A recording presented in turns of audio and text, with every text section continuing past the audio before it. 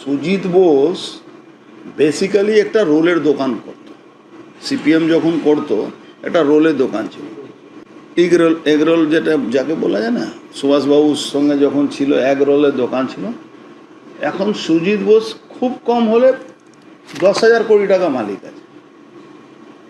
তো এই যে উত্থান, কোনো ব্যবসা করে না, কোনো ব্যবসায় নেই, হঠাৎ এমন কি হলো সমস্ত নয়নজলিকে ভরাট করে বিক্রি করে দিল। কেন এরা কোনো অঙ্কেতে দেখাতে পারবে না কি এদের রোজগারের রাস্তাটাকে, মানে কারো 10% রোজগার বাড়ে, কারো 20% বাড়ে, এর 1000% রোজগার বেড়েছে।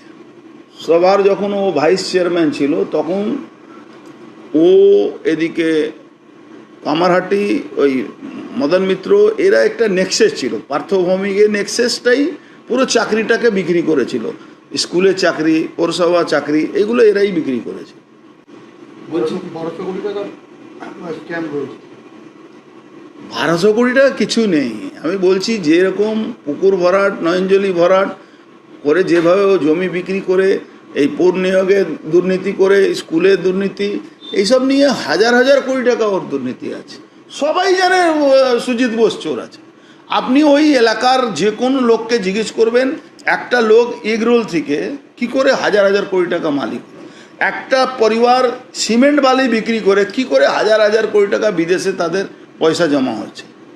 অভিষেক ব্যানার্জি, মমতা ব্যানার্জি ফ্যামিলি হাজার হাজার কোটি টাকা কী করে রোজগার করবে মাত্র সরকার আসার জন্যে। যে লোকটা সিমেন্ট বালু একটা দোকানে, আপনার পাড়ায় তো একটা গোলা আছে, আমাদের পাড়ায় গোলা আছে, তাদেরকে জিজ্ঞেস করুন তো তাদের কি রোজগার আছে।